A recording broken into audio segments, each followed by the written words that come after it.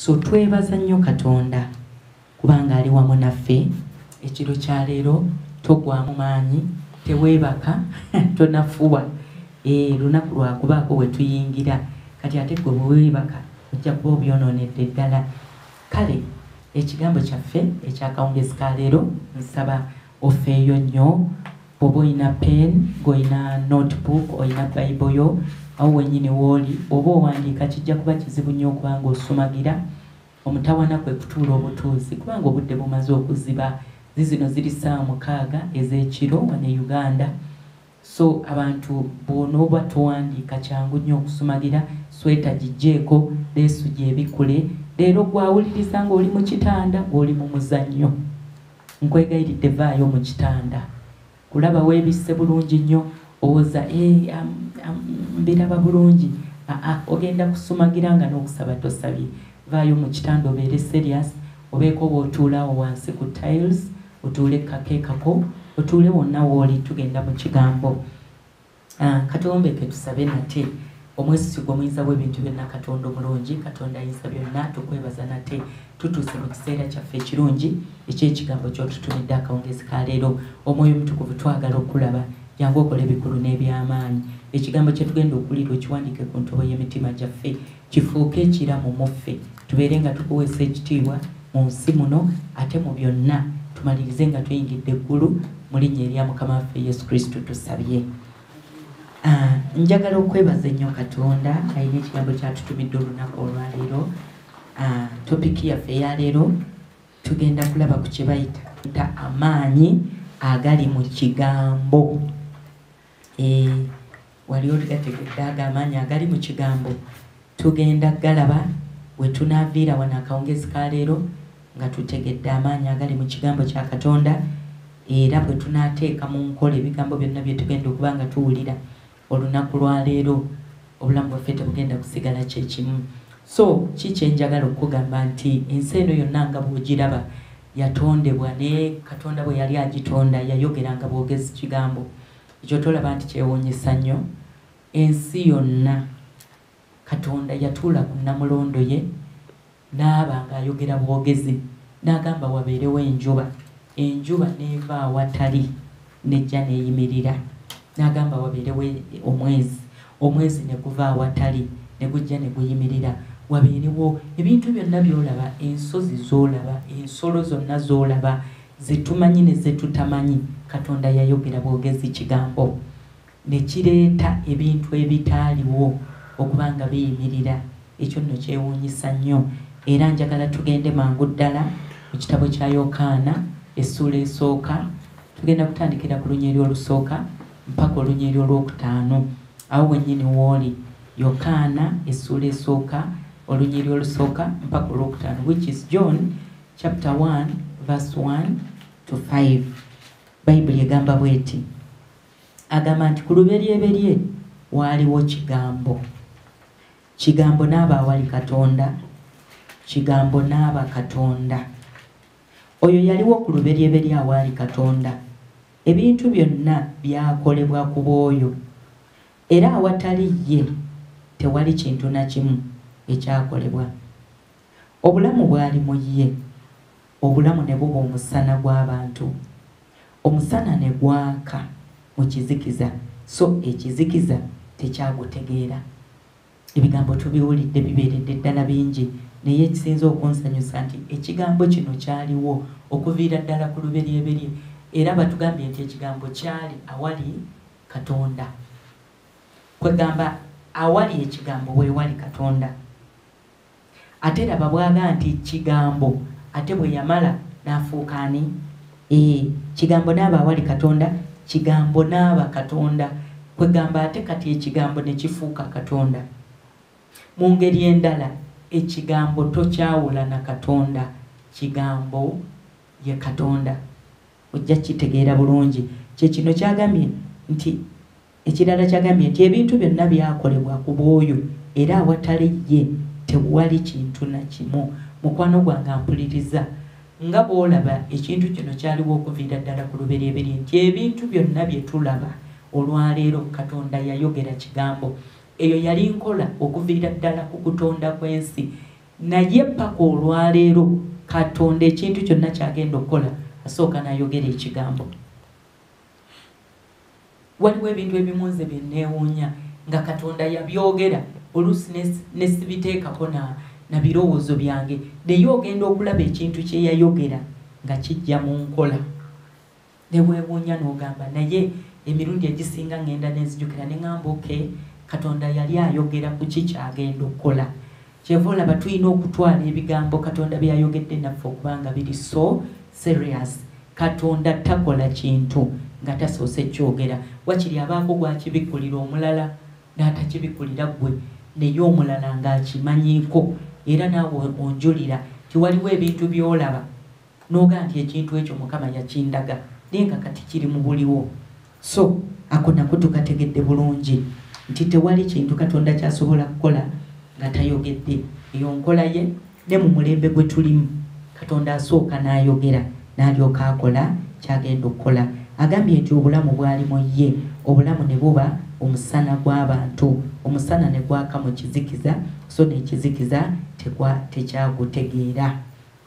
Kakati omusana guno jjukira atandise ekigambo n'abawali Katonda kitegeeza ekigambo ate bwe kimala ne kifuuka omusana ndowooza olengera. Kakati olabye nti ekigambo ate kati ye Yesu Kristo, kubanga ate Yesu Kristo gwe musana gw'ensi.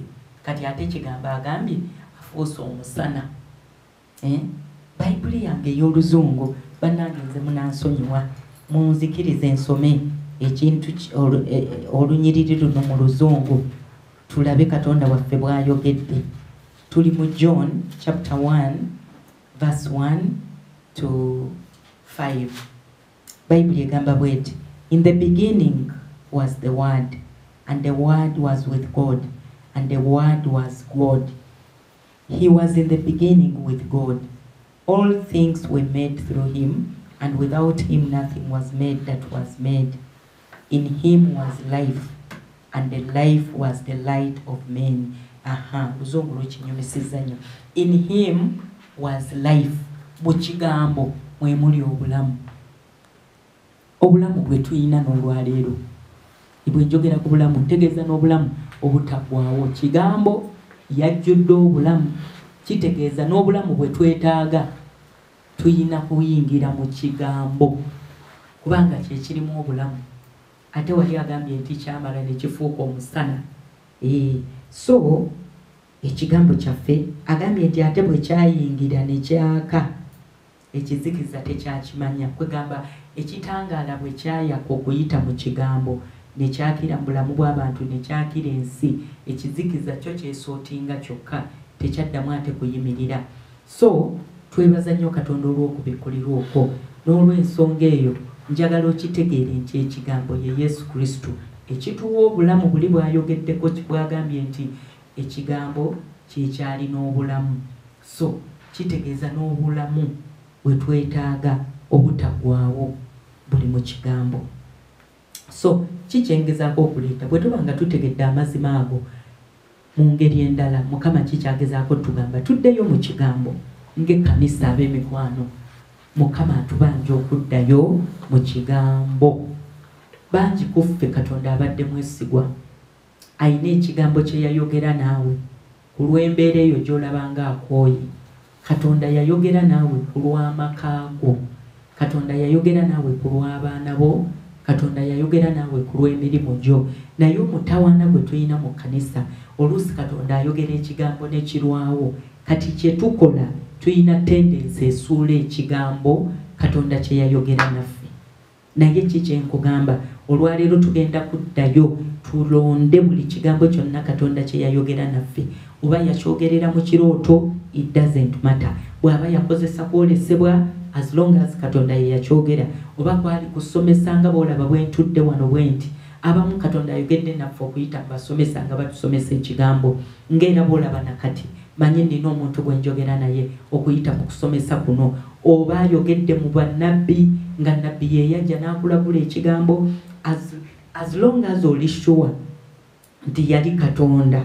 Oba yakulumiriza bulumiriza, kyonna Katonda kye yayikozesa okwogera naawe, tugenda kuddayo mu trashes zaffe yonna gye twali twasuula ekigambo kya Katonda. tulabewo mu kitabo kya Isaiah, that is Isaiah chapter 55 verse 10 and 11. Tugenda kulaba Isaiah duka mangu nnyo mu kitabo ekya mu ssuula ya 5:5 olunyiriri olw'ekkumi okutuuka ku lunyiriri olw'ekkumi-n'olumu. Bayibuli egamba bw'eti, katulabewo agamba atya, Isaiah 5:5 olunyiriri olw'ekkumi n'olw'ekkumi-n'olumu agamba nti kuba enkuba nga bwekka n'omuzira okuva mu ggulu ne bitaddayo naye ne bifukirira ettaka ne birimeza ne biribaza ne biwa omusizi ensigo n'omuli ekyokulya, bwe kityo bwe kinaabanga ekigambo kyange ekiva mu kamwa kange. Tekiridda gye ndi nga kyereere, naye kirikola ekyo kye njagala era kiriraba omukisa mu ekyo kye nakitumira. Bannange ebigambo biwulidde? Agambye nti nga bw'olaba enkuba bw'ejja nekka n'etonnya neewa omusizi ensigo. Wa musizi agambye nti nga bw'olaba enkuba bw'ekka n'omuzira okuva mu ggulu ne bitaddayo naye ne bifukirira ettaka ate ne birimeza ne bimeza ebibala ne biwa omusizi ensigo. Katonda mwesigwa nnyo nnyo nnyo naddala eri ekigambo kye, kubanga ekigambo kye ye yennyini. Kati Katonda tasobola kwerimba. Ekyo kye njagala otegeere olwaleero mukwano gwange, era nkwegayiridde tokkirizanga ne weerabira ekigambo kyonna Katonda kye yayogera naawe wakati ku lunaku olw'olubi, kubanga mu bulamu bwaffe buli muntu yenna ayinayo olunaku olw'enzikiza. Otuuka n'oba nga tobitegeera, otuuka n'olaba ng'ogattagatta ebintu nga tebiriiyo, kwegamba ng'embeera ekyuse ng'efuuse nga tefaanana na Katonda kye yayogera. Ekyo kibaawo nnyo. Katonda ng'ayogedde ekigambo, ebintu kyangu nnyo okukyuka ne bitafaananirako ddala Katonda kye yayogera.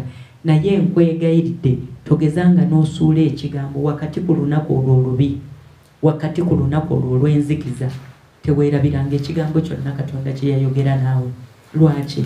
Kubanga embeera zisobola okukyuka naye tewali maanyi ga mbeera gasobola kukyusa kigambo Katonda kye yayogera naawe. Tuli ffenna ab'emikwano, so tugenda kunyweza ekigambo kubanga tutegedde nti bwe kijja tekisobola kuddayo kyereere. In fact Katonda buli lwatuma ekigambo nga bw'agambye nti kiringa bw'olaba enkuba ejja n'efukirira ettaka ne limeza ebibala oba ne lituwa ekyokulya, bwe kityo bwe kifaananira ddala nti Katonda bw'atuma ekigambo bwe kijja ku nsi eri abaana be kimala kukola ekyo kyakitumidde. Bwe kimala okukola Katonda kyakitumidde ne kiryoka kirinnya okuddayo mu ggulu. In fact ekigambo okuddayo mu ggulu kiba kitutte report ey'ekyo kye baakitumira, era bwe kiddayo mu ggulu nga baakituma eri omukyala atazaala, tekisobola kuddayo mu ggulu okutuusa ng'omukyala azadde ne kiryoka kyambuka. Era bwe kituuka ku Nnamulondo ewa Mukama ne kigamba Mukama gye watutuma omwana wo tulese kati asesema. Ndowooza obitegeera bulungi. Eri gye watutuma omwana wo tulese n'omulimu yagufunye mu ofiisi atandise leero okukola.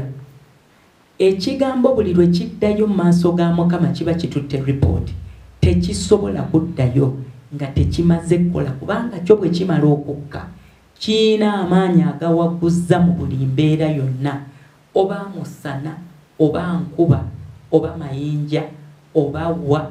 Bwe kijja ne kigaa nti olwaleero ŋŋenda kujjayo yonna gye baakusibira, kiina amaanyi agawaguza mu mayinja, mu nsozi, wansi mu miti. Omanyi abamu bajja ne bakutiisatiisa, omanyi baakuteeka wansi mu muti okujjako eyo obeerayo ng'ekigambo tekinnajja naye bwe kimala ne kijja kigambo kirina amaanyi agakujjayo ne wansi mu miti.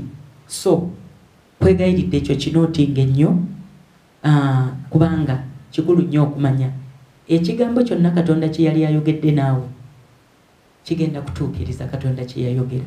Kyengezaako okugamba mu ngeri endala. Ekintu ekirala ekisoose ngugambye tuddeyo mu kigambo tusobole okubanga tukwata ekigambo Katonda kye yatuwa tukinyweze tuddemu essuubi. Manye abamu ku ffe oyinza okubanga Katonda alina bye yayogera naye ng'olwaleero nga bwe nkugambye nga bw'otunuulira kye yayogera tekikwatagana na kigambo ky'oyina toggwamu maanyi. Ekigambo maanyi, ekigambo muliro era ekigambo nnyondo. Nkwegayiridde toggwamu maanyi. Ekirala tugenda kutambulira mu kigambo ekyo nakyo kikulu nnyo. Ng'oggyeko okunyweza ekigambo ekyo n'otokisuula waliwo ekigambo ekimu nga tugenda kuddayo tubeere nga tutambulira mu kigambo. Kwegamba mu ngeri endala tubeere bakozi ba kigambo so si bawulizi buwulizi. Kubanga omuntu bw'obeera omuwulizi obw'ekigambo ng'ate tokola, Bayibuli etuga nti ofaanana ng'omuntu eyeeraba amaaso ge ag'obuzaaliranwa mu ndabirwamu.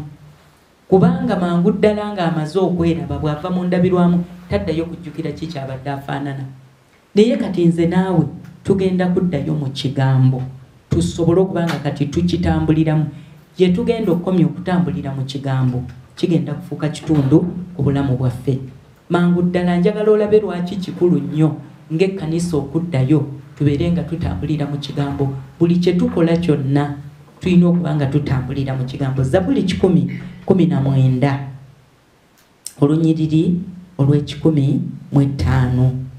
Zabuli essuula ey'e10:19 olunyiriri olwa 15. Bayibuli egamba bweti ekigambo kyo yettabaaza eri ebigere byange n'omusana eri ekkubo lyange. Owulidde mukwano? Ekigambo kya Katonda. Musajja ono eyawandiika yagaa nti Mukama ekigambo kyontegedde yettabaaza eri ebigere byange era gwe musana eri ki? Ekigambo kyo yettabaaza eri ebigere byange n'omusana eri ekkubo lyange. Kitegeeza omuntu alina ekigambo tasobola kukola nsobi. Otambula ng'omanyi ki ky'olina okukola ne wakati mu mbeera enzibu. Kiki ekinzijjukiza?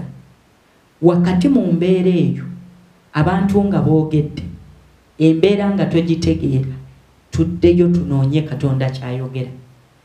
Kubanga bw'anaayogera ekyo ky'anaaba ayogedde nkwegayiridde kiina kye kigenda tutuyamba bulungi nnyo nnyo nnyo okutolosa obulamu bwaffe mu buli buzibu bwonna. Ate ekirala wano kyenjagala bwe tubanga ekigambo kya Katonda yettabaaza y'ebigere byaffe bwe tuba tugenda kufuna n'empisa esome ekigambo. Ate onootegeera otya ettabaaza wakati mu nzikiza gy'olimu? Onootegeera otya ekyokukola nga tosoma kigambo?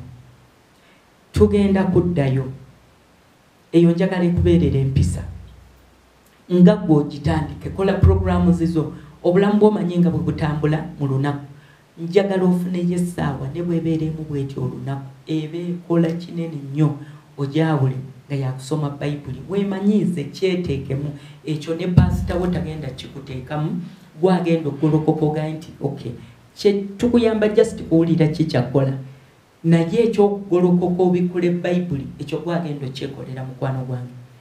Ebeera empisa eri obulamu bwaffe. Ffenna Supreme Worship Center tutandika okusoma Bayibuli. Kyemanyiize bwe tubanga tusobola okusoma amawulire g'eggwanga ne tusoma Book a Day ne tusoma New Vision ne tusoma Monitor ne tusoma kati wano empapula tuyina nnyingi naye osanga omuntu ng'alina n'empapula 3 nga ye buli lunaku afuba okulaba nti ategeera biki ebifulumidde mu mpapula z'amawulire. Can you imagine? Kati omuliro ogwo nga bw'olaba oguyina njagala guyingire ne mu Bayibuli okere ku makya ogambe nti biki ebifulumidde mu mpapula z'eggulu olwaleero. Munnange ebifulumidde mu mpapula z'eggulu tetulina bwe tubisanga okuggyako mu Bayibuli.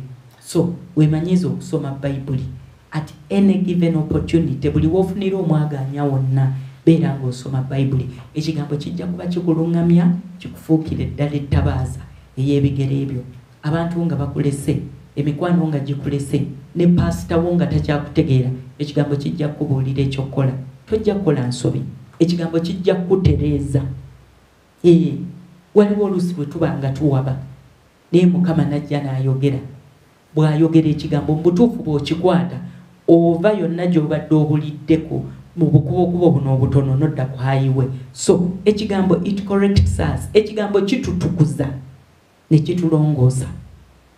Kati gy'onookoma okusoma ekigambo n'otegeera amazima ag'ekigambo, ojja kulaba ng'obulamu bwo waliwo ebintu by'otajja kuddamu kukola. Lwaki? Kubanga buli lwe tusoma ekigambo kya Katonda kitutegeeza amazima ag'obwa Katonda ne kituyamba okula ne mu Katonda n'ofuuka omuntu omukulu ng'okola ebintu abantu bye batakusuubiramu.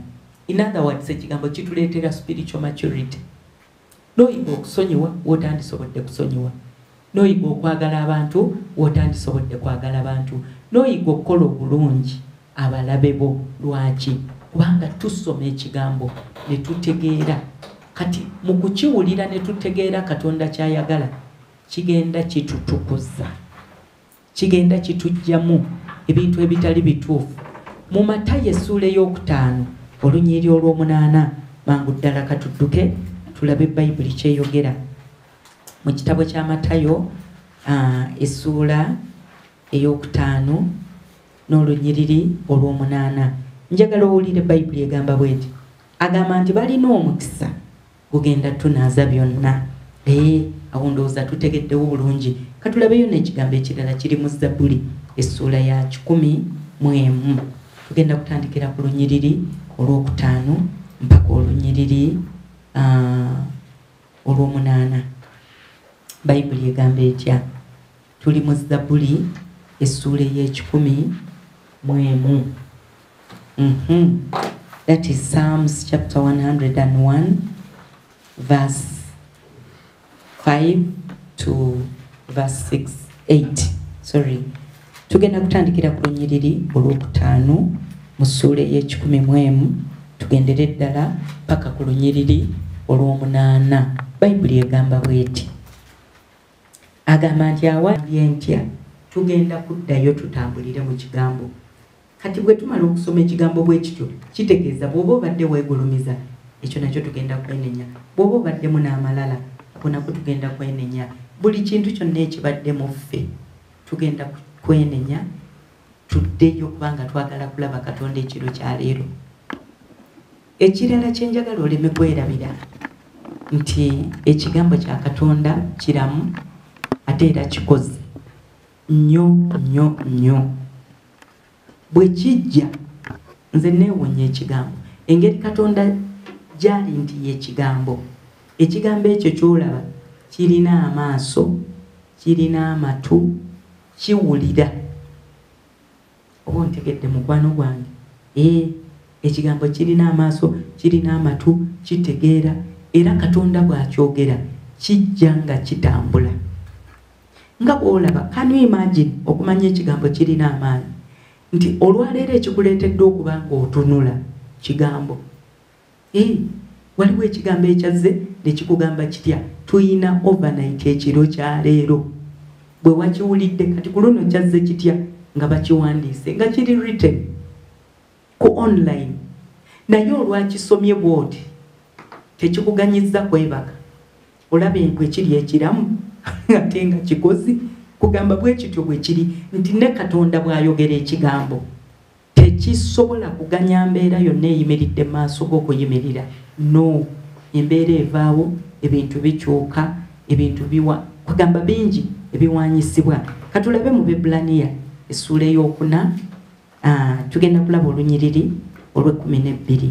Abebulaniya is Hebrews chapter 4 verse 12. Abebbulaniya essula ey'okuna tugenda kulaba olunyiriri olw'12. Bayibuli egamba etya? Agamba bw'ati, agamba nti kubanga ekigambo kya Katonda kiramu era kikozi era kisala okusinga buli kitala kyonna eky'obwogi obubiri era kiyitamu n'okwawula ne kyawula obulamu n'omwoyo, ennyingo n'obusomyo, era kyangu okwawula okulowooza n'okufumiitiriza okw'omu mutima. Ndowooza owulidde, ekigambo kiramu era kikozi. Mwattu Katonda bw'akituma bwe kityo bwe kigolokoka ne kitambula ne kikuyingiza Katonda w'ayagala obeere. Kirina amaanyi agakyusa embeera kubanga muliro era nnyondo, nti bwe kijja kirina obusobozi okuzikiriza buli kintu kyonna ekiyimiridde mu kkubo lyakyo. Embeera ne bwebanga y'amaanyi ng'ekaluba, ekigambo kya Katonda olw'okubanga muliro era nnyondo kijja ne kyasayasa ne bwe luba lwazi ne lubetentulwa kwegamba kyo ne kisobola okuyitawo.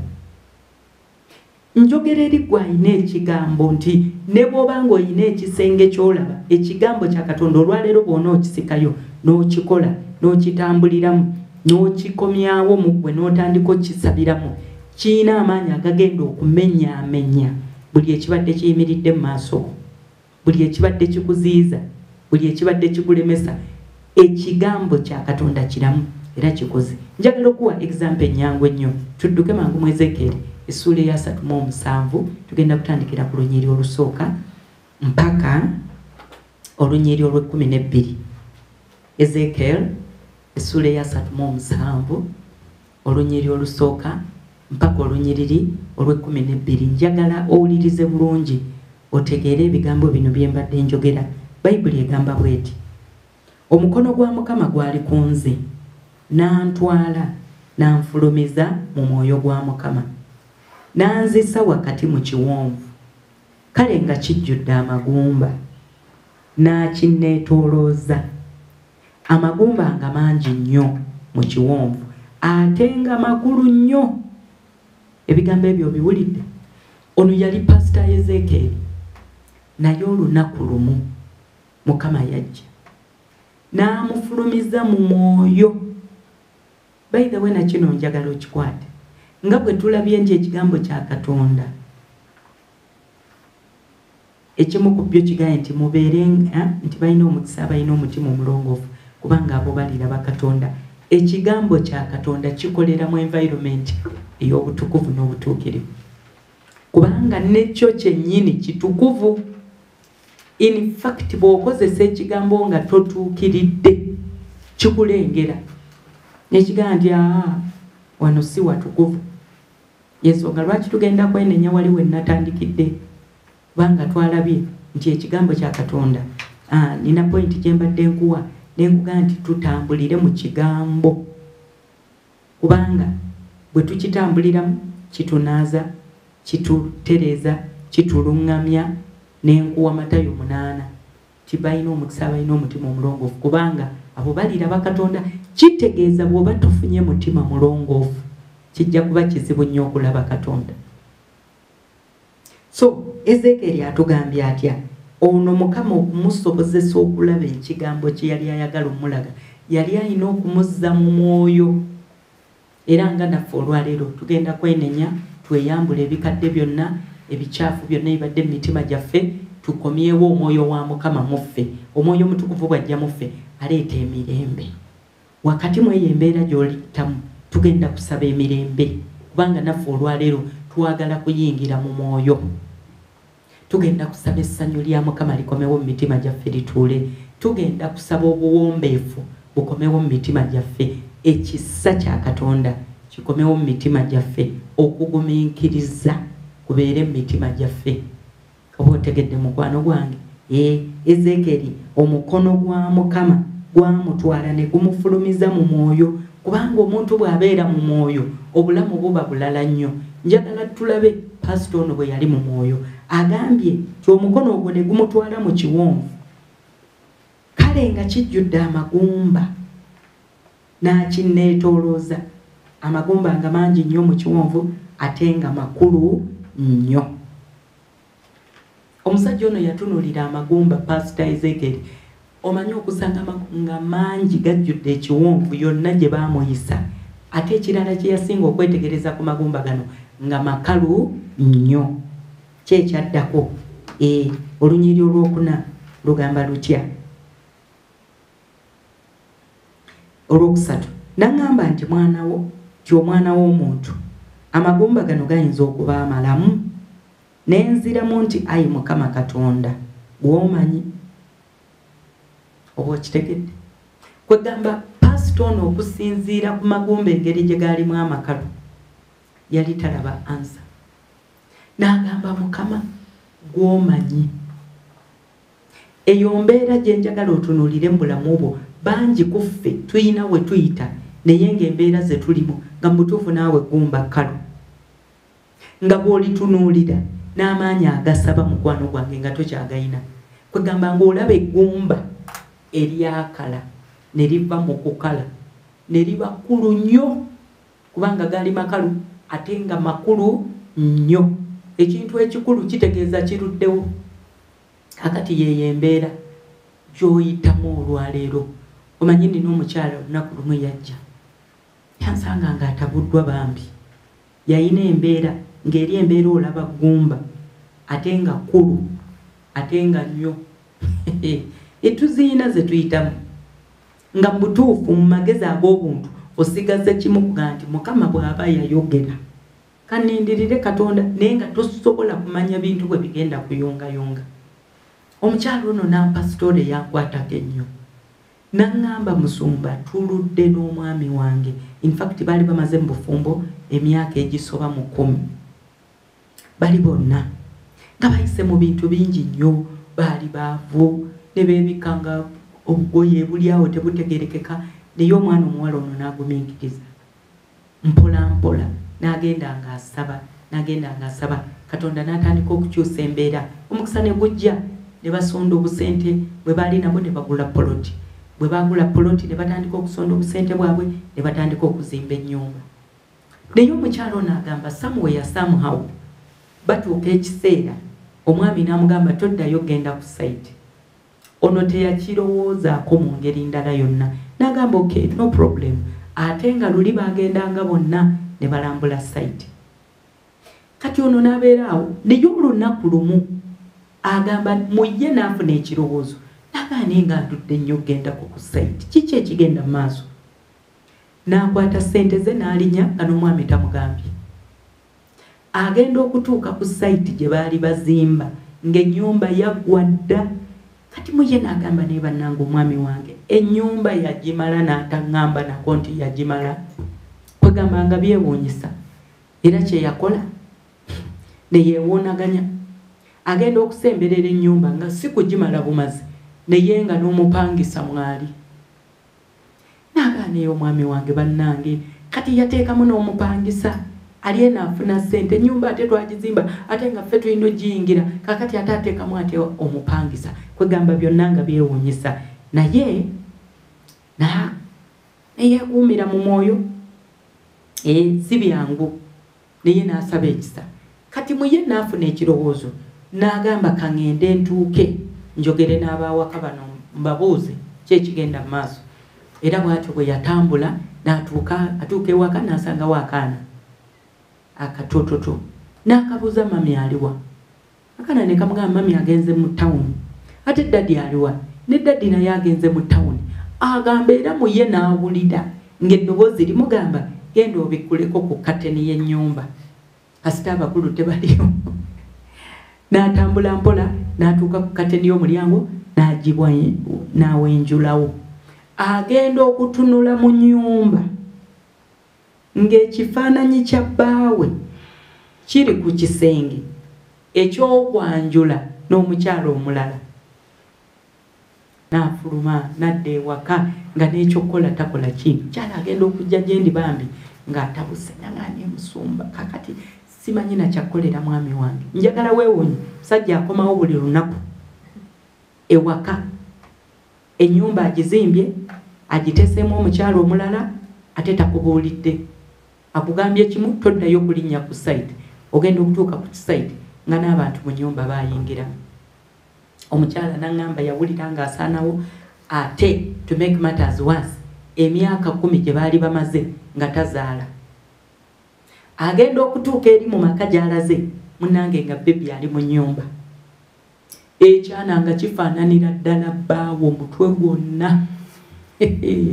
nga gulinga gwe baatema ku musajja ne bateeka ku kyana kwegamba wamma eggumba ne likalira ddala nga mubutuufu alabira ddala kaakati ono ennyumba yagirimu omwami amuyina bamwanjudde bazadde omwana embeera bwe zityo bwe ziri gye ziri tuziyitamu naawe weenoonye eggumba lyo kati lino ggumba lyono lyenkugambyeko naye naawe oyina eriryo kaakati ge magumba omwami ono Pastor Ezekiel ge yasanga n'asanga magumba nga mangi kitegeeza olwaleero bangi abayinza okuba nga tuli mu mbeera efaanana bwetyo nga naawe olina eggumba lyo liri awo ate kkalu ne bwe bakugamba okusaba otunula n'ogaa nti Mukama kanneegayirire ku lwa COVID wakiri kwegamba nga tolaba nawe otandikira mbeera bwe kuba kusaba wasaba n'okukoowa n'okola ki n'okoowa n'olowooza oba Mukama tawulira n'olowooza oba Mukama taakole ge magumba omwami ono kati Mukama amubuuza Ezekiel olowooza amagumba gano gayinza okuba amakalu bannange Ezekiel yatunuulira amagumba gali newankubadde nga yali musajja wa Katonda naye n'amugamba Mukama gwamanyi Mukama gwamanyi naye njagala olabe ki ekyaliwo olunyiriri olwokuna nga sinnakunyumiza lunyiriri lwakuna luno nina story endala gye njagala okulaga nakugambye ekikulu nnyo okudda mu mwoyo ono Ezekiel bwe yayingira mu mwoyo Mukama n'asobola okumununulayo okumutambuza n'amulaga ebintu abalala byonna bye bataba lwaki kubanga bwe tubeera mu mwoyo waliwo amaanyi agatwegattako ne tulaba abalala bye batalaba ne tukola abalala bye batakola ne tuwangula abalala bye batasobola kuwangula ekyo njagala okinootinga ennyo tugenda kuddayo mu kigambo tukitambuliramu tweyambula ekibi ate tuyingire omwoyo olwaleero kugambye omuntu ali mu mwoyo abeera n'emirembe abeera n'essanyu si nsonga embeera gy'oyitamu efaanana etya omwoyo wa Mukama akumpeera emirembe kubanga olwaleero lunaku lwo ate emirembe Katonda waakolera emirembe gye gireetera omwoyo omutukuvu okujja okutuula mu ggwe omwoyo omutukuvu bw'atuula mu ggwe yagenda okukyusa embeera yonna lwaki twetaaga kuyingira mu mwoyo ompulira bulungi mukwano gwange nina akatabo ke nasoma kankwatako nnyo nga mulimu omubuulizi w'enjiri omu and by the way this was a true story omwami oli yali aweereza Katonda yali pastor naye olunaku lumu n'asalawo okunoonya Katonda kati mu nnyumba ye mwalimu ekisenge yali prayer room ye kati prayer room eyo nga bw'agiyingira lyali tteeka ewaka nga bw'ayingira prayer room ye teri mugenyi teri kufa ku kyalo teri muntu asobola mufulumya era bwe wamwetaaganga ng'ali mu prayer room nga bakugamba oyo wa Saturday tojja kusobola mulaba kati kubanga yagendanga abagambye ngende ennaku 3 ngende kati ku luno yayingira prayer room ye naye ng'ennaku zagenzeemu nga nnyingi ddala kakati of course aba family ne bakitegeera mukyala we n'akitegeera naye akabi ne kajja aba ali mu prayer room kyekyaliwo omwana we omu ewaka gye yali asomera ku ssomero omuntu omu najja ateeka obutwa mu mmere y'abaana abantu ne basaavinga emmere abaana ne balya emmere erimu obutwa in fact abaana ku ssomero ne bafa nga tekikkirizika naye nga kyali kituufu bannange essomero ne likyangalana ne bakubira abazadde ne babagamba bannange omutabwana gugudde ng'abaana bafudde si mwana omu si babiri naye abaana abaali emmere bagezaako okutwala abaana mu ddwaliro naye of course nga bangi okubanga bonna balidde obutwa omulundi gumu kati nga n'eddwaliro mu process be basobola okutaasaako abatono ennyo abasinga ne bafa kati omwana w'omwami ono yali mu baana abaafa obutwa ne bakubira essimu ewaka mukyala ne bamugamba omwana akoze ki afudde bannange olutalo ne lubeera waka omuntu era ng'afiiriddwa enduulu ne bakuba baliraanwa bakuŋŋaanye kiki omwana afudde balidde obutwa omukyala n'agamba kati ŋŋenda kukola ntya kwegamba yatunuulira embeera eguddewo n'agamba nedda yadde eddadi yatugaana omukonkona naye kaakati kino kizibu kirala nnyo omukyala ono kyeyakola of course n'abantu bakuŋŋaanya ate nga bw'omanyi abeeyantu baliraanwa bazze kiki omwana afudde ddadi aliwa nga buli muntu atuuka abuuza ddadi ali luddawa naye omukyala kyeyakola n'awandiika akakiiti n'amubuulira ebibaddewo omwana bw'ati ne bw'ati bafunye balidde obutwa ku ssomero afudde n'agenda akasindika wansi wa roomu ya ddadi mwe yali asabira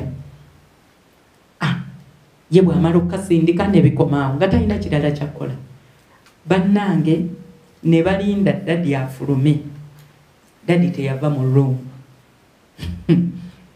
ne bagamba oba kiki ne bagezaako konkona ddadi nga taggulawo naye nga bamuwulira gy'ali mulamu bakuba essimu agijjako bujja akakiiti kasindise balaba kavuddewo meaning ddadi akasomye naye nga ddadi tali redde kuva mu prayer room bagenda okulaba tebalina kyakkola ne bagenda ku ssomero ne bajjayo omulambo ne gubeerawo olunaku olusooka olwokubiri n'olwokusatu abantu ku kyalo ne zivaako kakati mfukozi ekyalo ebyo babitegeera ebyo ebya ddadi ali mu prayer room balaba ddalu munnange nga basalawo nga bagamba bannange enkya kuziika n'amugamba gwe wano togenda kubeerawo ddayo kubanga ddadi waagaanye akonyamba okategeere omwana agamba abaaliwo nti bagenze ewa Yesu naye Yesu ye n'amugoba n'amugamba wano togenda kubeerawo ddayo kubanga ddadi wo agaanye jjukira ddadi aliwa ali mu prayer room bamuyise n'agaana okukola ki njagala okubuulira omuntu bw'obeera mu mwoyo osobola okukyusa embeera yonna ono omwana mulenzi yali mu prayer room embeera neetaganya mwana we kufa era bwe yava mu prayer room bannange nga buli muntu yeebuuza kakati oba ddadi kiki oba biki nabo ne bamulinda of course omwana bwe yadda engulu ateeka okuba yakimanya kubanga abaali ab'okuzika ate emiranga ne giddamu ku luno lwokka nga si miranga gy'amaziga naye nga miranga manye omuntu bw'azuukira era okaaba amaziga naye ku luno ne bakaaba amaziga nga beewuunya Katonda kyakoze okuzza omwana engulu omusajja ava mu prayer room bamugambye ddadi omwana n'afa n'otovaayo kujja kuziika mwana wo kale twebaza Mukama omwana akyali mulamu n'abagamba nze bwe nagenda mu maaso ga Mukama ennaku ze nali mugambye nali sisobola kufuluma prayer room kubanga nze ebyantwala mu maaso ga Mukama birala puroguramu y'okuziika teyalimu simanyi owulira ekigambo ekyo kati olw'okubanga puroguramu y'okuziika teyalimu era omwana bwe yafa omusajja ono n'agamba Mukama sazze wano ate kukima amawulire ga kuziika omwana owange tafa ateekwa okubeera omulamu olw'okuba omwana ono omusajja ono mpasita yali mu mwoyo yasobola okukyusa eggulu ne liba nga tekisobola kukwata mwana we abalala baafa ne babaziika kubeera omwana yagamba mikwano gyange mbaleseeyo ne basigala ne Yesu naye ye Yesu n'amugamba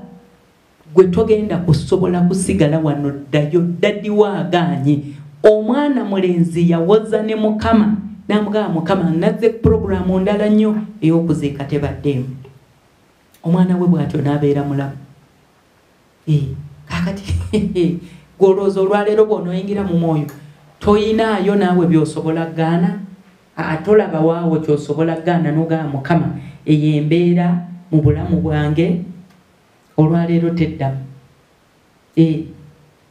Baayo ne by'owandiikaawo wakati nga tusaba ng'omaze okuyingira mu mwoyo ng'omulaba omaze omusonyiwa owulira kati emirembe mu ggwe mwegiri, essanyu liri mu ggwe, obuwombeefu bumaze okutuula mu ggwe wakati nga tuli mu mwoyo. Ono yayogera kigambo ne kiba. Ono Pastor Ezekiel yasobola okulaba amagumba agali mu kiwonvu. Of course omuntu ali mu mubiri ebyo tasobola biraba, naye amaaso g'omwoyo gazibuka n'asobola okulaba ekintu ekifaanana bwe kiti. Ate nga nekye yali alabanga si kyangu. Tweyongereyo, nze mmanyi okategedde bulungi, tweyongereyo. Tubadde ku lunyiri lwa kumeka, jjukira tuli mu Ezekiel essula eya 37. Katugende ku lunyiri olwokuna. Naŋŋamba nate nti yogera eri amagumba gano ogagambe nti ayimmwe amagumba amakalu muwulire ekigambo kya Mukama. Bw'ati Mukama Katonda bw'agamba amagumba gano nti ndiyingiza omukka mu mmwe ne mufuuka abalamu. Ndibateekako ebinywa era ndireeta ennyama ku mmwe, ne mbateekako olususu ne mbateekamu omukka. Kale mulimanya nga nze Mukama. Simanyi owulira ebigambo ebyo. Amagumba wakati nga babuuzizza Pastor Ezekiel amagumba gano gayinza okubeera amalamu, nkugereza ku mbeera ze tuyitamu nga butuufu bw'ogitunuulira togiraba mu bulamu. Nga yo n'okugisabira wagivaako n'okugikoowa n'okoowa, kubanga wasaba n'otuuka wokoowa. Ate ne bw'osabye ebintu birabika ng'ebyeyongera okukyankalana, olaba magumba makalu. Naye bannange ono bwe baamugamba nti Mukama n'agamba Ezekiel nti kaakati ky'oba okola lagula eri amagumba amakalu ago ogagambe nti aya amagumba muwulire ekigambo kya Katonda. Bw'ati bw'ayogera Mukama timugenda kubeera abalamu, era Mukama agenda kuleeta ebinywa, era agenda baleetako olususu, ate agenda bafuuwamu omukka. Muliba balamu, era bwe muliba mumaze okufuuka abalamu mulimanya nga nze Mukama. Katonda agamba Ezekiel, era Ezekiel Katonda bwe yamugamba bw'atyo teyalwawo. Katulabe ki kye yakola. Olunyiri olw'omusanvu lugamba lutya? Awo ne njogera nga bwe nalagirwa, awo bwe nali nga njogera. Eyo Bayibuli bw'eba yiyo, nkwegayiridde bw'oba osobola, either you can highlight it, osobola okusazaako, oba osobola okukola ekintu kyonna okusinziira nga Bayibuli yo bw'ogihandolinga. Agambye awo bwe nali nga njogera. Mukama amugambye yogera, Ezekiel n'atandika okwogera, naye wakati nga ayogera njagala owulire. Awo bwe nali nga njogera ne waba eddoboozi ng'ebintu ebikubagana, amagumba ne geegatta, buli ggumba n'eggumba linnaalyo. Awo ne ntunula ne ndaba nga gazzeeko ebinywa, omubiri n'olususu, naye nga temuli mukka mu gwo. Simanyi owulira ebigambo ebyo. Awo bwe nali nga njogera, ekyo kye kisinga okunkwatako ennyo. Njagala olabe supiidi y'amaanyi g'ekigambo kya Katonda ku mbeera Ezekiel gye yali alagulirako. Olwatandika okuga nti bw'ati bw'ayogera Mukama, ekigambo natandise nkugamba ekigambo kya Katonda kiramu era kikozi. Olwayogera ekigambo ne kigenda ne kitandika okulumba embeera. Agambye olwatandika okwogera amagumba ne gatandika okubagana. Bannanga akaali akavuyo k'amagumba amakalu, omukono ne gunoonya enkwawa we gwesonseka ne gujja beccu ne gweteekawo. Anti alagudde agagaye magumba mmwe muwulire bw'ati bw'ayogera Mukama, mugenda kubeera abalamu, mugenda kujjako ebinywa, mugenda kujjako olususu, era agenda kufuuwa omukka, era muliba balamu. Olwayogera ekigambo amagumba amakalu ne gawulira ekigambo kya Katonda. Mulokole tewali mbeera etawulira kigambo kya Katonda. Buli mbeera ekkakkanira ekigambo. Bannange okugulu ne kunoonya eggumba ericonnectinga akakongovule ne kanoonya erikka wansi ne kanoonya eggumba ly'oku kisambi. Amagumba buli gumba ne linoonya ggumba linne waalyo.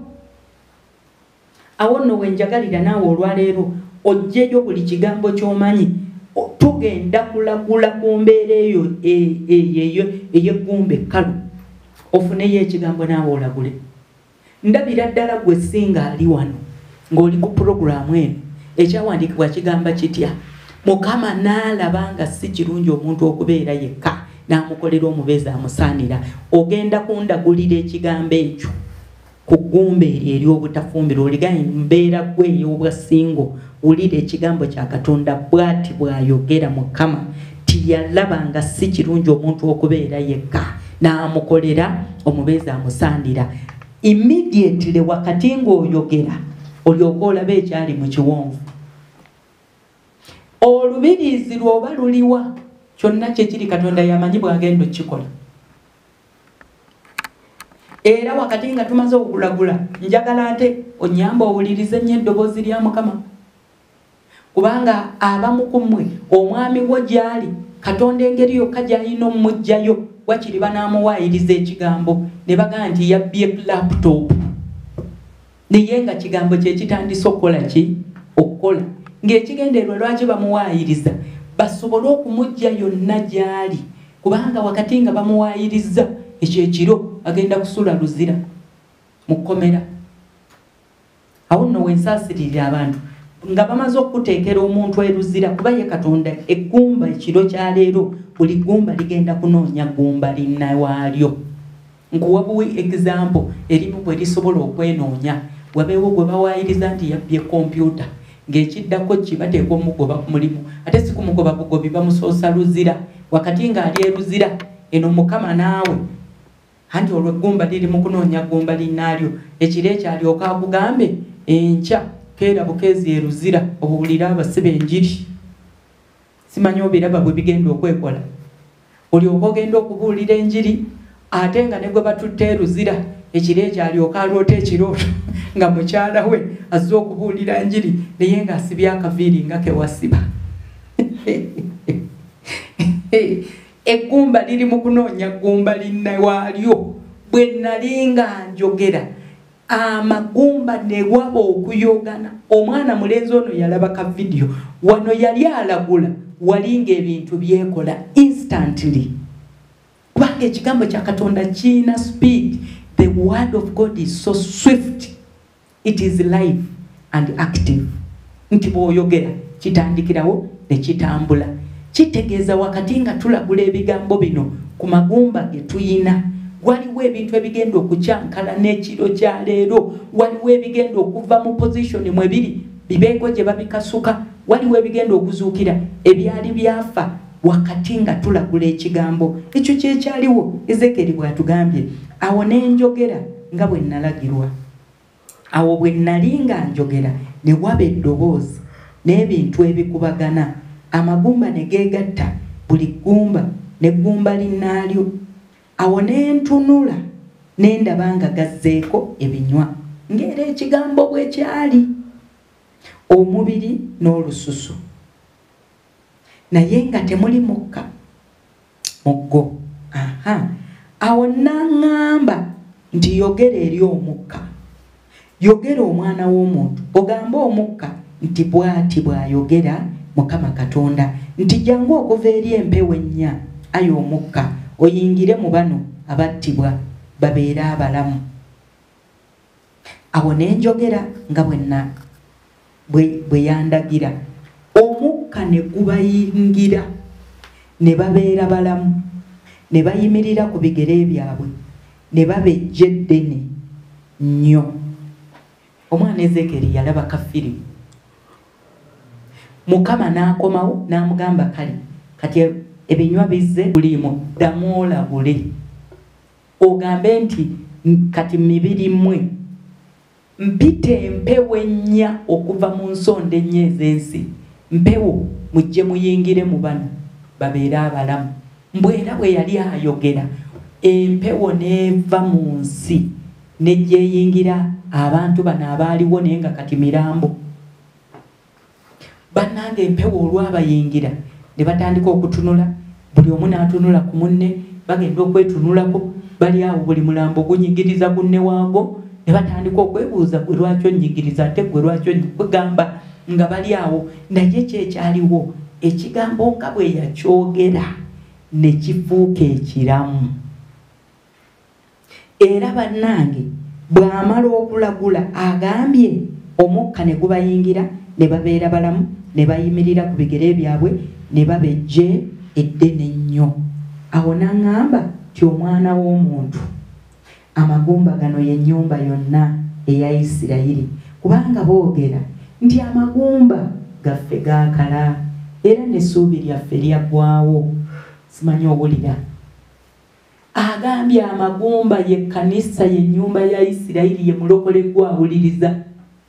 Kansuubire nti nga njogera ebigambo bino oyina eggumba ly'otandise okulaba mu bulamu bwo. Oyina omulambo oguli awo nga gwaddako ebinywa naye ng'omukka temuli.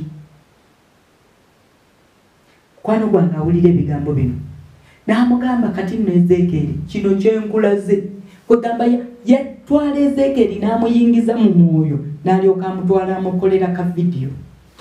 Ezeekeri n'alaba ebintu nga byekola eno nga bw'ayogera naye nga bw'ayogera ekigambo immediately nga kigenda ne kyetonda.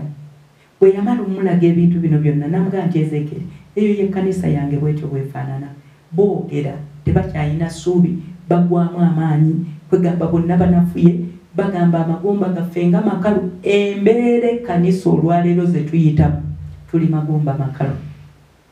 Essuubi lyagenda dda naye wuliriza ekinzizaamu amaanyi Olunyiri olw'12. Kale yogera obagambe nti bw'ati bw'ayogera Mukama Katonda nti ndiyasamya amalaalo gammwe ne mbalinnyisa okuva mu malaalo gammwe aye abantu bange ne mbazzaayo mu nsi ya Isirayiri. Kale mulimanya nga nze Mukama bwe ndiba nga njasamizza amalaalo gammwe ne mbalinnyisa okuva mu malaalo gammwe aye abantu bange. Ekyo nno kigambo nakyo njagala okinkwatire ekiro kya leero. Kyekiri kye nagambye nti ekigambo kya Katonda kiramu era kikoze. Kitegeeza tugenda kwogera ekigambo n'eri embeera. Teweerabira gye twatandikidde tugenda kukitambuliramu, tugenda kukiggyayo kye twali twasuula kubanga kiramu era kikoze. Ate tugambye nti bwe kijja tekiddayo kyereere. Ate tugenda kitambuliramu kubanga tukitegedde nti bwe tutambulira mu kigambo tabaza ya bigere byaffe era musana eri ebigere byaffe therefore kijja tulungamya, kigenda tutuguza, kigenda tuyamba okutereera mu layini. Kugamba netuba n'ebigambo bye tulabyawo naye na wano agambye nti ekigambo kiramu era kikoze. Era tulaba Ezeekeri nga bwe yayogera ebintu ne byekola. Mukama n'amaliriza ng'amugambye genda oyogere eri ennyumba ya Isirayiri obagambye nti ekiro kya leero ngenda kwasamya amalaalo gaabwe, ngenda balinnyisa okuva mu malaalo. Banaategeera nga nze Mukama. Kino nze agenda okikulagulako olwaleero. Mukama agenda kwasamya amalaalo yonna gye baali baakuteeka, gye baateeka abaana bo, gye baateeka omwami wo, gye baateeka mukyala wo, gye baateeka bizinesi yo, gye baateeka obuweereza bo. Mukama yayogedde. Kale yogera ogambe kakati nze njogera nti bw'ati bw'ayogera Mukama Katonda nti ndyasamya amalaalo gammwe ne mbalinnyisa okuva mu malaalo gammwe aye abantu bange ne mbazzaayo mu nsi ya Isirayiri. Katonda ekiro kyaleero akuzzaayo mu nsi ya Isirayiri. Ayasamya buli malaalo gonna gye baali baakuteeka na buli kikyo kubanga bw'atyo bw'ayogedde. Kale mulimanya nga nze Mukama bwe ndiba nga njasamizza amalaalo gammwe ne mbalinnyisa okuva mu malaalo gammwe. Tewali nsonga yonna lwaki Mukama agenda kukola ekintu kino ekiro kya leero. Agambye ayagala omumanye nti ye Mukama. Ekyo kye kigenda okubaako olwaleero. Amalaalo go yonna gye baali baakuziika Mukama agenda gasamya, agenda kulinnyisa. So bwe wabanga waliwo embeera yonna gy'olaba nga yeetaaga kwasamya amalaalo oveeyo, ekigambo kiikyo mmaze okikuwa. Tugenda kukyogera eri embeera.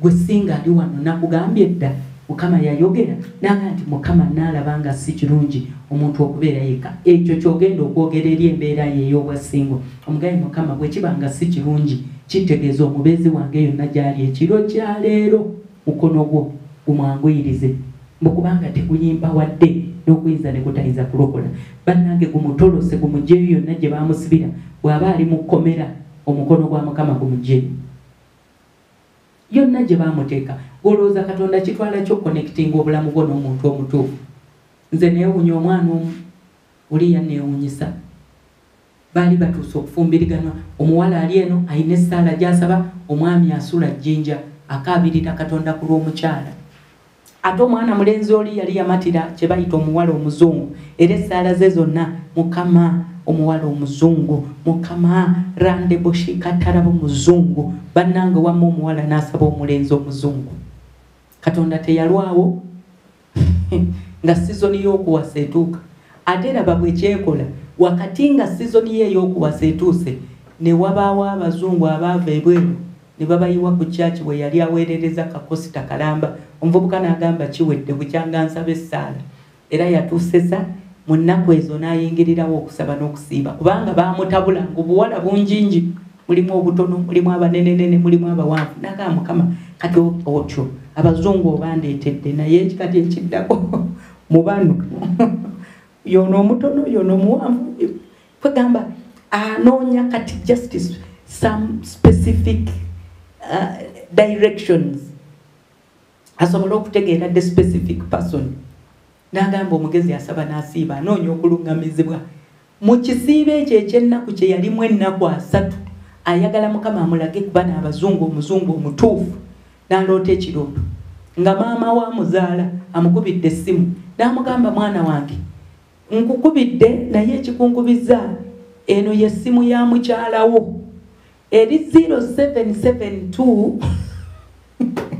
n'alyoka amusomera ennamba yonna omwana oli akanti yagenda okuddemu ng'ennamba eri so clear and vivid mu bwongo bwe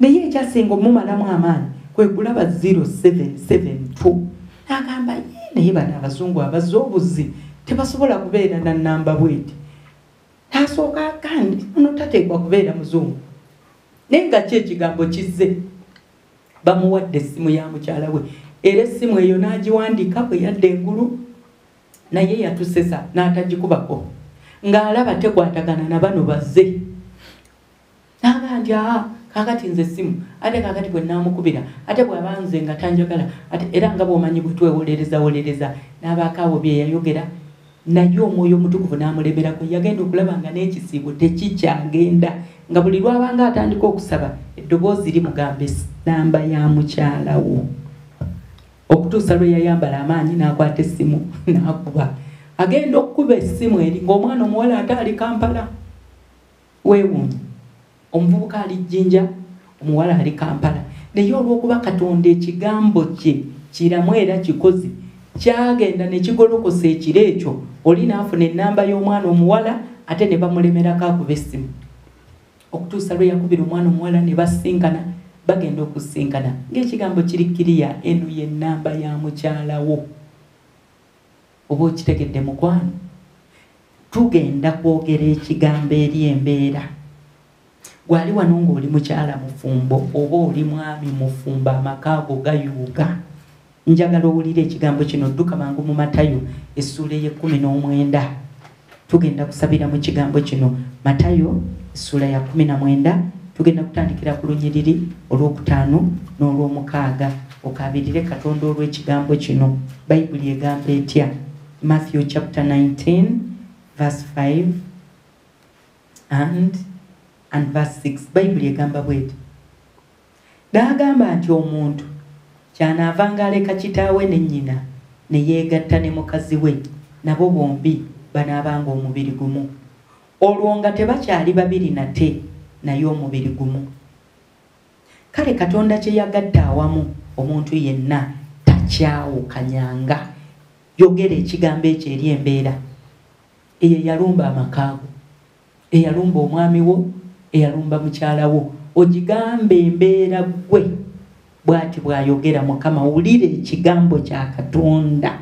Mukama bwatyo bwayogera ti Katonda kye yagatta wamu omuntu yenna tayimiriranga okukyawukanya. Ziyinza okuba ssente nga mmwe zibaawudde, oba omuntu omulala nga yayingirawo, mwali supposed kubeera babiri kati waliwo owookusatu. Kwata ekigambo oyogere eri embeera. Njagala okwogera eri abantu ng'oli eyo oli mulwadde. Katonda alina ekigambo ku buli mbeera yonna.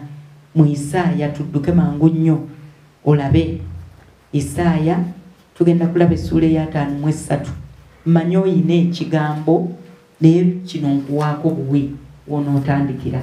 Isaaya 5:3 olunyiri olwokutaano. Njogera eri gwe omulwadde oyina embeera, actually abamu nga oyina ne COVID, kubanga kati COVID yalina entiisa gyaleese. Buli alwala COVID atandika kukola kiraamo, buli alwala COVID amasimu ng'akubira buli wantu abikula ebyama byonna.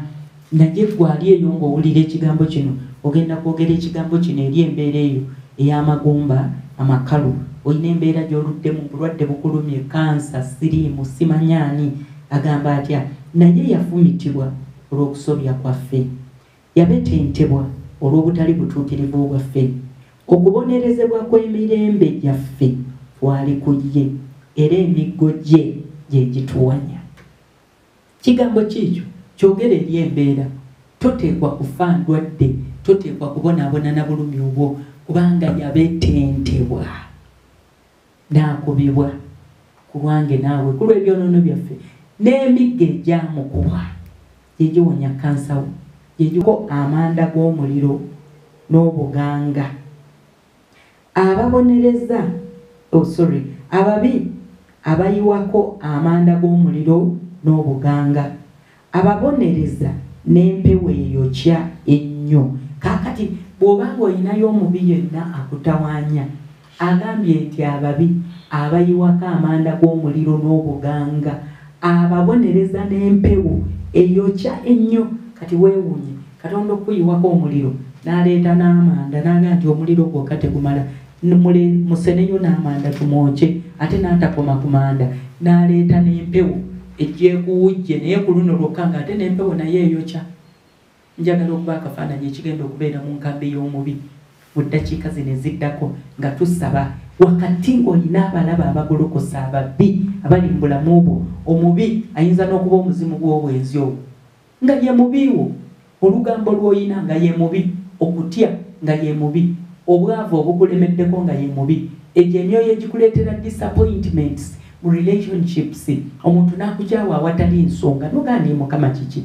Waliwo omubi atudde, waliwo omubi akuleetedde ogwambala ogwo ogutali gwa bwa Katonda. Tugenda kuyita Katonda olwaleero atonnyese omuliro, atonnyese amanda ge, atonnyese empewo eyokya ku babi bonna abali mu bulamu bwaffe.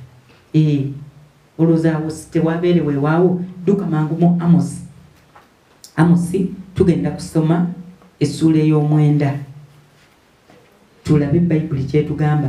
Nkusuubira okusaba essaala gy'otosabangako ekiro kya leero. Essaala ng'egamba etya? Gwe buli mbeera gy'oyina kigambe kimu, mbeera gwe ey'obwavu, wulira ekigambo kya Katonda. Yabonyaabonyezebwa n'akomererwa ku musalaba n'ayavuwazibwa, nze mbeere omugagga. Kigambo kisike eyo. Kati tuli mu Amosi essuula ya 9. Njagala olabe Mukama kyagamba okuva ku lunyiri olusooka mpaka olwokuna. Amosi essuula ey'omwenda olunyiri olusooka mpaka ku lwokuna. Nalaba Mukama ng'ayimiridde ku mabbali g'ekyoto ng'alagira nti kuba emitwe gy'empagi za yeekaalu emiryango gikankane. Bano baali ku kyoto nga basaba, baali mu kyaki, ate baali ku Supreme Worship Center. Yali overnight kusinziira bwe ndaba wano. Beeresezza otulo, batudde bateesa ebigere mu mazzi. Mukama n'ayingirawo nga basaba ku kyoto. Bwasumagira nkusaasidde. Agambye nalaba Mukama ng'ayimiridde ku mabbali g'ekyoto n'alagira nti kuba emitwe gy'empagi za yeekaalu emiryango gikankane, era gimenye gigwe ku mitwe gy'abantu. Abo abasigaddewo ndibattira mu lutalo, tewaliba ku bo alidduka. wadde awonawo n'omu. Newankubadde nga basima okutuuka mu magombe, omukono gwange guli bajjayo, era newankubadde nga balinnya okutuuka mu ggulu, era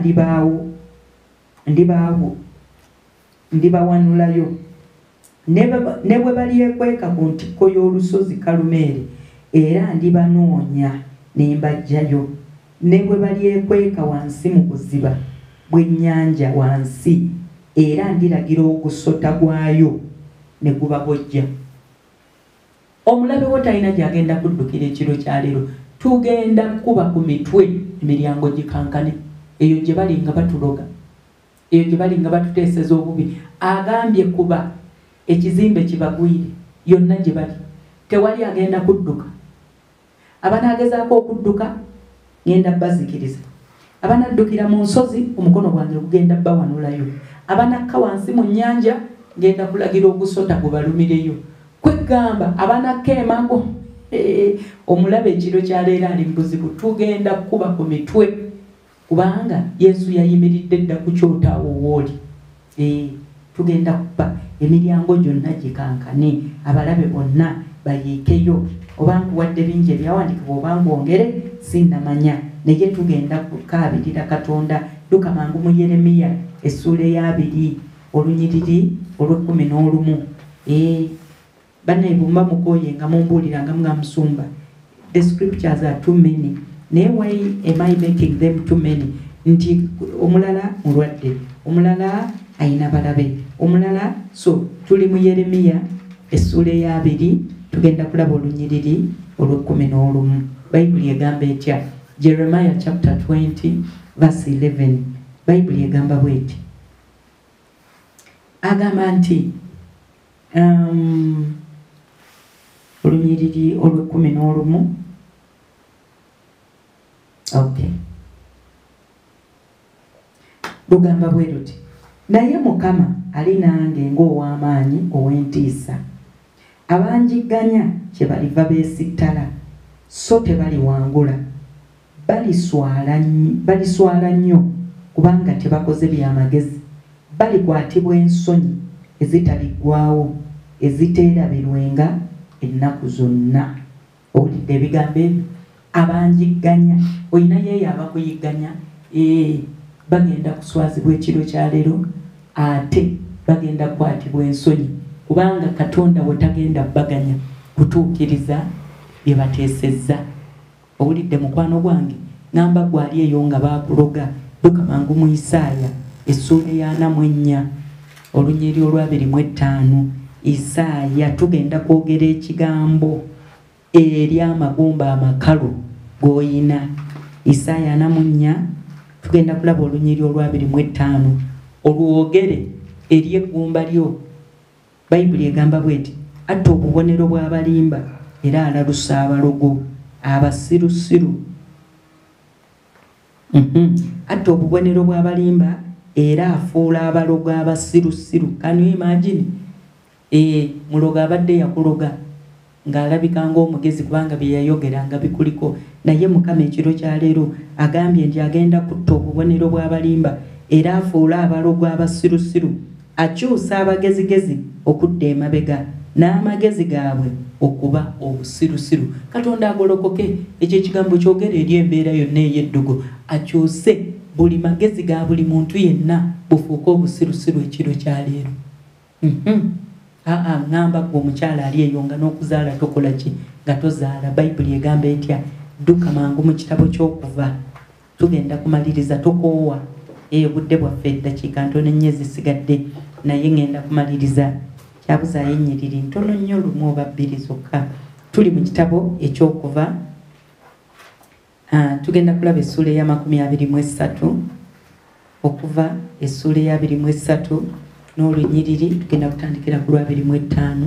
Tugende paka olunyiriri olwa 28. Manyiira nawo ojja kufunawo ekigambo ky'oyogera eri amagumba go oba eri eggumba lyo.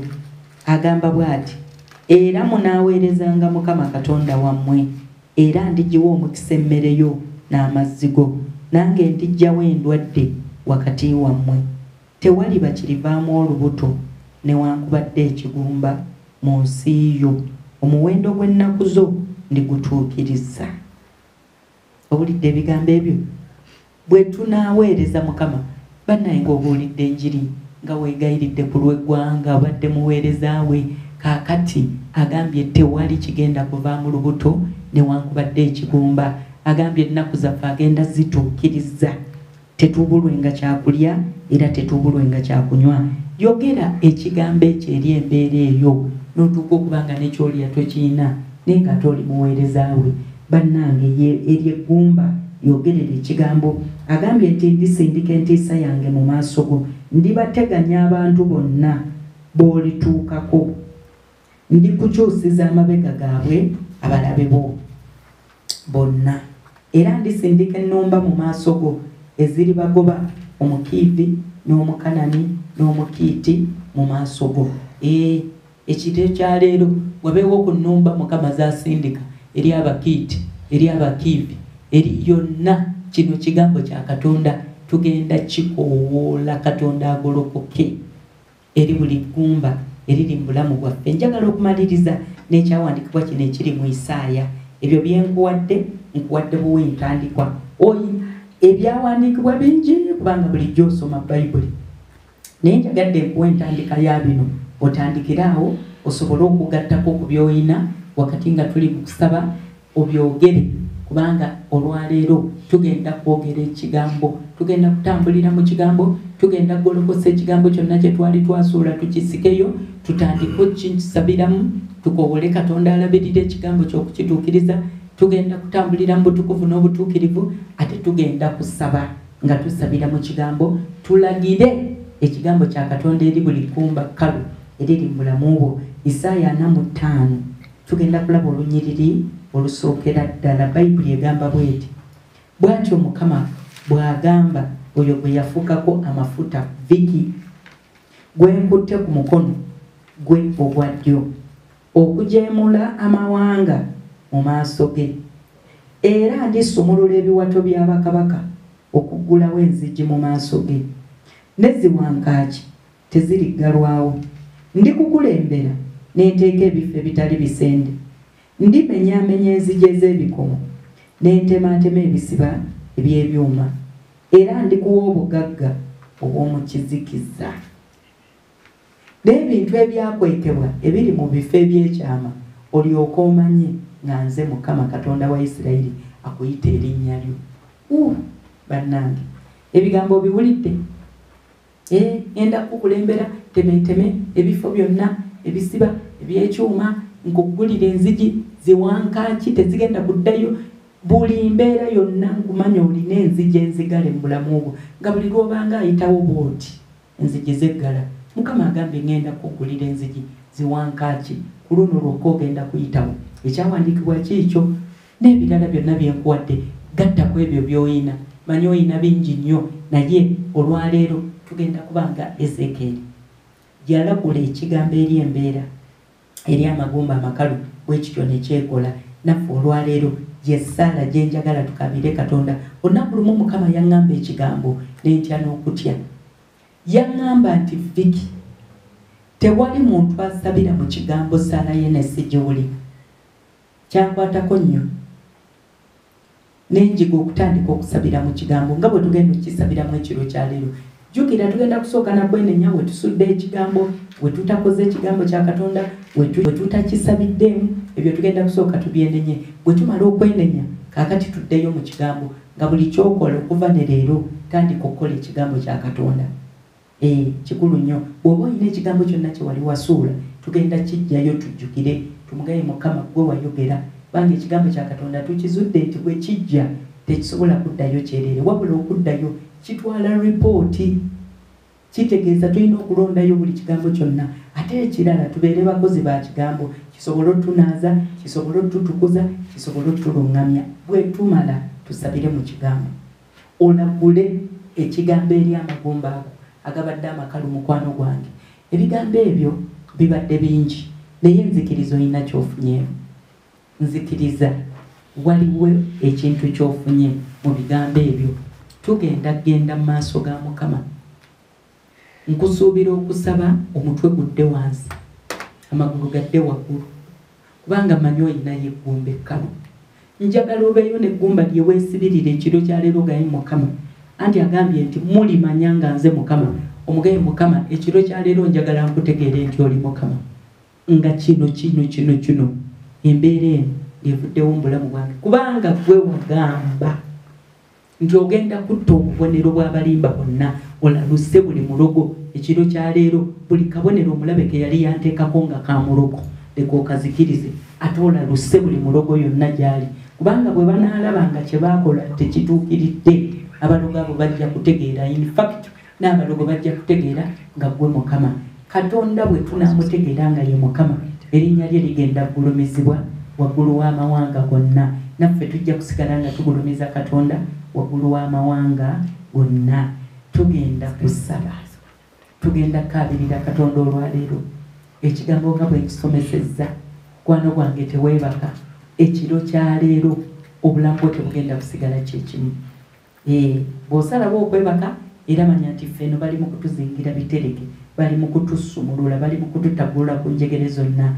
Naye bw'oyimirira ne tusaba, ebitereke tugenda bisitula ffenna. Mukama akumpeere nnyo omukisa, Mukama akunjagalire. Gwali eyo ng'obadde tolokokanga essaawa y'eno ng'ogambe puroguramu eno osaavisi olwaleero Supreme Worship Center, ebigambo omukyalo oyo byayogedde. Olwaleero nange njagala kukkiriza Yesu, kubanga era munnange bw'obanga obadde tolokokanga, akati ekigambo kino ojja kiyita ate kigenda okukulengera nga gwe ate tugambye ekigambo ye Katonda. Kati Katonda naagenda okulengera bannange ng'ate tomwagala. Kakati awo wennyini wooli, njagala okakkane tusobole okwatula obulokozi nga tugenda okusaba. Njagala osabe ng'omaze okufuuka omwana wa Katonda. Tugambe nti ayi Yesu, olwaleero nkwebaza olw'ekigambo kye mpulidde. Nsazeewo okwatula Yesu obeere omulokozi wange. Nsonyiwa obutali butuukirivu bwonna bwe mbadde ntambuliramu. Onnaaze n'omusaayi gwo era erinnya lyange erya Victoria Kintu lisangule mu kitabo eky'okufa, oliwandiike mu kitabo eky'obulamu. Olwaleero njatula nti Yesu Kristo gwe mulokozi wange. Amiina. N'ekyo ky'oyogedde nno kibadde kigambo. Naye k'okyatudde bw'otyo, can you imagine erinnya lyo kati limaze okuggyibwa mu kitabo ky'abafu, bamaze oddiwandiika mu kitabo eky'obulamu. Kugamba ekigambo bwe kityo bwe kyanguye ebintu bannange. Imagine omaze okufuuka omwana wa Katonda, bwe kityo bwe kigenda okukola ne ku birala byonna. Gwe kwata bukwasi kigambo kyogera eri embeera, okigambo embeera gwe wulira ekigambo kya Katonda bw'ati bw'ayogera. Kigenda kubeerawo ekiro kya leero. Twebaza nnyo Katonda olwa saavisi yaffe, naye ekisembayo kati tunayingira mu kusaba. Tugenda mu kaseera ak'okuwaayo. Tugenda kuwaayo mu maaso ga Mukama, kubanga tujjanga mu maaso ga Mukama ngalo nsa. Eno y'engeri yokka gye tujja mu maaso ga Mukama. Kati tobuuza ndi ate kaakati nsumba nze ndi wange mu nnyumba, oli mu nnyumba naye munnaye ekigambo tukikutuusizzaako. So wakati nga tuli mu saavisi yaffe tugenda kuwaayo mu maaso ga Mukama. Engeri yokka gye tulina okuwaayo kati nga tuyita ku online, nga tukozesa amasimu gaffe. Tulina essimu 2 ze tusobola okuteekako ebiweebwayo byaffe. Ekimu ky'eky'ekkumi, ekibeeryeberi ekyo ekiweebwayo. Mukwano gwange tewali mbeera egenda tujja ku nnono za bwa Katonda, kubanga n'okuwaayo kigambo kya Katonda, era Bayibuli egamba tojjanga mu maaso ga Mukama ngalo nsa. So tugenda kuwaayo.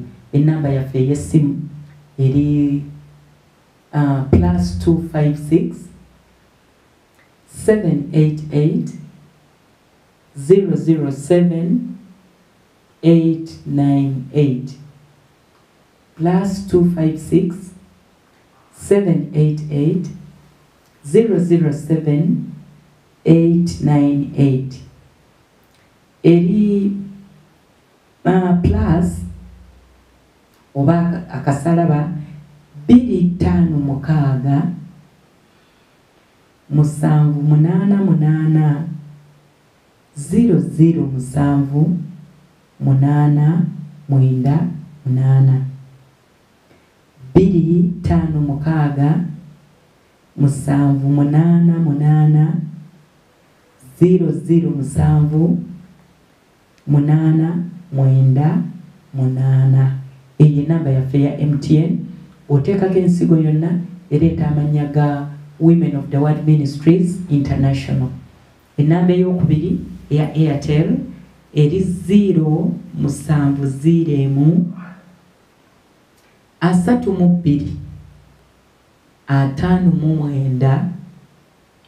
31. It is 0701 32 59 31. Ezo ze namba zaffe bbiri. Eyo namba ey'okubiri ejja kuleeta erinnya lya Victoria Tezicha. Olaba Victoria Tezicha ojja kuba omanya nti ssente zo zigenda kutuuka bulungi. Bw'oba osindise ku MTN nyamba onteekereko nti this is my offer tore, this is my time, this is seed kyonna ky'oba osindise ku Women of the Word Ministries. Aba Airtel tetuyina bwe tuteekako purpose ey'ensigo yo kubanga provision ya Airtel teriyo. Naye bw'omala okuzisindika nsaba onsindikireyo ka message ogambe ng'okozesa ka WhatsApp oba message, SMS message, just ogambe nti nsindise ensigo yange kiweebwayo kya $1,000. Nsindise ekimu kyange eky'ekkumi kya $1,000. Tujja kuba tubitegeera bulungi era tujja kusobola okubyawula bulungi nnyo osobola okufuna omukisa ogujjudde. Era nsabye gwali eyo ng'owaayo omukono gwa Mukama gukusinkane, Katonda akugabirire, Katonda akuyise mu mbeera eno. Abalala nga banoonya ekyokulya oleme kunoonya kyakulya, bijje nga bikunoonya, bijje nga bikusanga ewaka, ofuuke wa mukisa n'eri abalala. Mukama akukuume, kuteekeko omukono gwe, akukola obulungi, ekisa kye n'obulungi bwe n'amaanyi ge birabisibwe mu linnya erya Mukama waffe Yesu. Njagala okubeebaza ennyo olw'okuba ng'otuwadde akadde kano n'okawa Mukama bw'atyo Katonda bw'agenda okugolokoka abeeko by'akola eri obulamu bwo ekiro kya leero mu linnya erya Mukama waffe Yesu. Our joy as we worship right now, gathered under His grace and surrounded by high praise, is not an escape from reality. With all the power inherent in His presence, it's still a fact that all of us face tough times. Times a lot different than these moments of celebration. But tough times don't diminish the reality of His presence. Darkness will fall and clouds do gather.